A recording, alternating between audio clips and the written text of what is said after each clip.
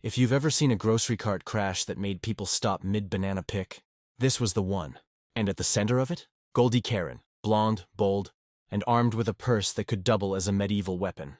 It was a sunny Saturday at Fresh and Fine, the fanciest grocery store in town. People came here for overpriced olives and organic lettuce that looked like it had a personal trainer. But Karen, she wasn't here for health food. She was here for victory. It all started when she saw her parking spot, the one right next to the entrance, being taken by none other than Linda from the PTA. The same Linda who, last year, brought store-bought cupcakes to the bake sale and claimed they were from scratch.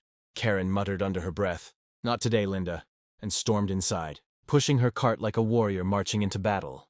Inside, the store was buzzing. Fresh bread smells floated in the air, soft jazz music played from invisible speakers, and shoppers meandered with polite smiles. But Karen wasn't meandering. She was laser-focused on one thing: the buy one, get one deal on premium almond butter. Then it happened. As Karen turned down aisle 7, her cart collided head-on with another cart, the sound echoing like a car crash in a parking garage. The other driver? None other than Linda again. Both women stared at the jar of almond butter rolling on the floor between them, like it was the championship trophy. "This one's mine," Linda said, her smile sharp as a bread knife. "Dream on," Karen replied, snatching it up with a swiftness that would make a ninja jealous. Gasps from nearby shoppers followed. Phones started recording. The grocery showdown had officially begun. By the time they reached the checkout lanes, word had spread through the store. Goldie, Karen, and Linda were in a silent but deadly race for grocery dominance. But what neither of them knew was that the real showdown was just getting started. And it wasn't just about almond butter. If you thought almond butter was intense, you've clearly never seen two determined women lock eyes over a head of romaine lettuce. Karen wheeled her cart into aisle 9, the produce coliseum, where competitive grocery shopping legends are born. The misters hissed gently over rows of leafy greens, giving them a cinematic, slow-motion glow. Customers moved carefully, as though the air itself had become fragile. And then Linda appeared. Again. Karen narrowed her eyes. "She's following me." Linda gave a sugary smile. "Oh, Karen, didn't know you were going for the romaine too. You know it's the last one, right?" The last head of romaine sat there in its little plastic cradle, like a jewel in a museum display. The store had been low on stock for weeks, and every salad enthusiast knew this lettuce was prime property. Karen's grip on her cart tightened. "Well, Linda, I guess it's survival of the fittest. Or in your case, survival of whoever brought store-bought cupcakes." Linda gasped, clutching her pearls, literally. Those cupcakes were artisanal. The tension thickened. Two old ladies near the celery paused to watch. A teenager took out his phone and whispered, "Oh my God, it's happening again." Karen lunged first. Linda was faster. In a blur of motion, both hands grabbed the romaine at the same time. They locked in a tug-of-war, yanking back and forth, neither willing to surrender. A single lettuce leaf floated to the floor in slow motion. "Let go!" Linda hissed. "You first!" Karen shot back. Suddenly a voice boomed over the store's loudspeaker. "Attention shoppers. Please refrain from, fighting over produce. Thank you." Neither moved. Finally, in a move that would be remembered in grocery history, Karen let go without warning. Linda stumbled backward into the broccoli display, sending a cascade of green heads tumbling onto the floor. Gasps filled the aisle. Karen calmly picked up the romaine from where it had landed on a display of cherry tomatoes. She placed it in her cart with surgical precision and pushed forward as though nothing had happened. But as she turned the corner into the dairy section, she glanced back. Linda was standing there, holding a broccoli crown like a microphone, her eyes full of fire. "This isn't over, Karen," she said. Karen smiled. "Oh, I know. Because next on the list, the legendary half-price brie cheese. And that was where wars were truly won or lost. Some say wars are fought for land, some for power. But in Fresh and Fine, the fiercest wars were fought for brie cheese." Karen rolled into the dairy section like a general entering enemy territory. The cool air from the fridges brushed her face, but she felt no chill, only the heat of competition. There, in the middle of the display, sat the prize, one perfectly wrapped, imported French brie, marked 50% off, today only. Her heart rate spiked. She could practically hear the distant sound of the French national anthem. But before her cart could even reach the display, Linda appeared. Again, like a bad sequel that just wouldn't quit. Linda eyed the brie like a lion sizing up a gazelle. "Looks like we meet again, Karen." Karen smirked. "Looks like you're about to lose again." A small crowd began to gather. A man holding oat milk whispered to his wife, "This is better than Netflix." Both women approached the Brie slowly, circling like boxers in a ring. Linda made the first move, faking left before darting right. But Karen anticipated it, sliding her cart forward like a shield. "Not so fast, Cupcake Queen," Karen said, blocking the path. Linda scoffed. "Please, I actually know what to do with Brie. You probably microwave it." The insult was too much. Karen lunged, her fingers brushing the cool surface of the cheese. But Linda was ready. She hooked her shopping bag around the corner of Karen's cart and pulled, creating just enough distraction to snatch the Brie and hold it high in victory. The crowd gasped. But Karen wasn't done. With lightning speed, she reached into her purse, pulled out a coupon, and held it up like a sword. "This says limit 1 per customer, Linda. And you already bought Brie last week. I saw you posted on Instagram with your sad little crackers." Linda froze. The store manager, who had just arrived to investigate, raised an eyebrow. "Is that true, ma'am?" Linda stammered. "Well, yes, but—" "Policy's policy," the manager said, taking the Brie from her and handing it to Karen. Karen slid it into her cart like she'd just secured the crown jewels. The crowd erupted in polite grocery store applause, the kind where nobody claps too loud because it feels socially risky. But as Karen wheeled away, feeling the sweet taste of victory, Linda called after her.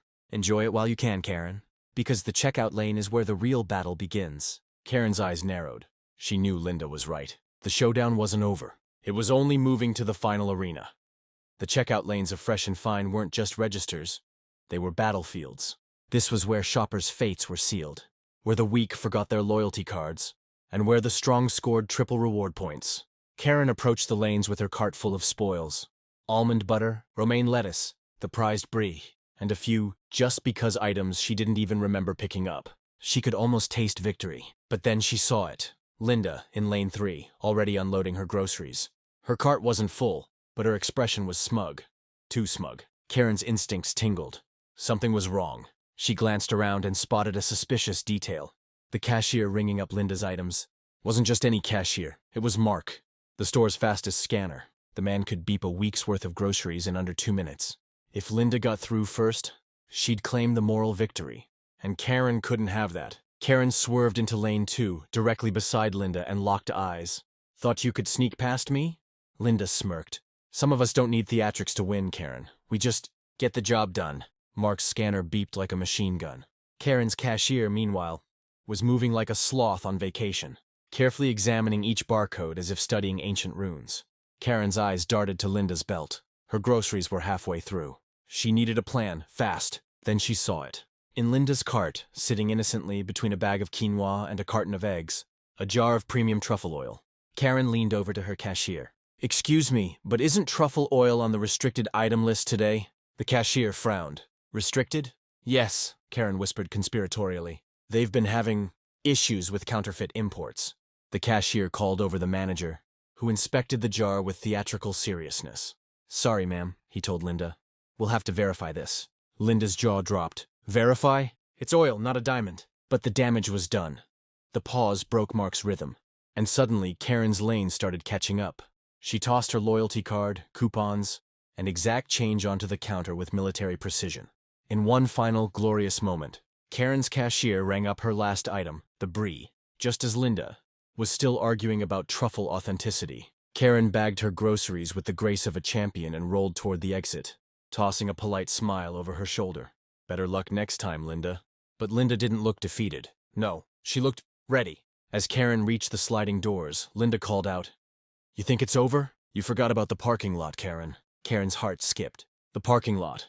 The place where carts, tempers, and car doors collided. And that's when she knew. The final showdown was coming. The sliding doors of Fresh and Fine whooshed open like the gates to an arena, and Karen stepped out into the blinding sunlight. The air was heavy with tension, and the faint smell of someone grilling hot dogs across the street.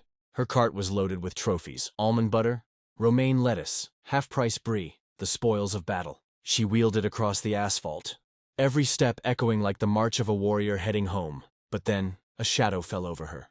Linda. She emerged from the automatic doors like a villain in the final act of a movie, her cart rolling beside her, the jar of truffle oil perched proudly on top. Somehow, she'd won the oil dispute, and she was ready for the rematch. Karen's voice was calm. "Parking lot rules, Linda. You know the code."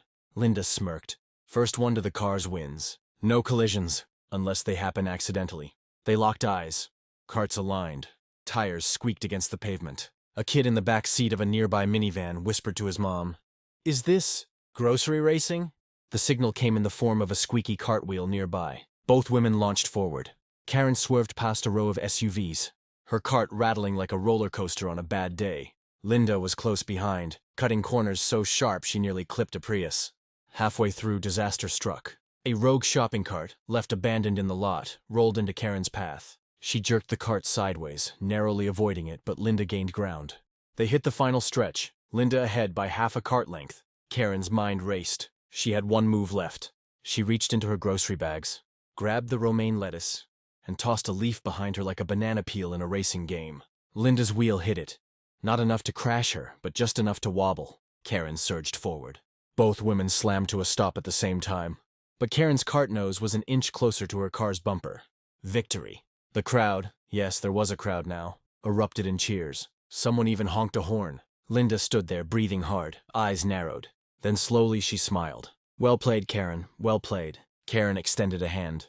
"Same time next week?" Linda shook it. "You bet." And just like that, the great grocery showdown ended. Not with a feud, but with a rivalry. The kind that turns ordinary shopping trips into legendary tales. Karen loaded her car, knowing one thing for certain: grocery shopping would never be the same again.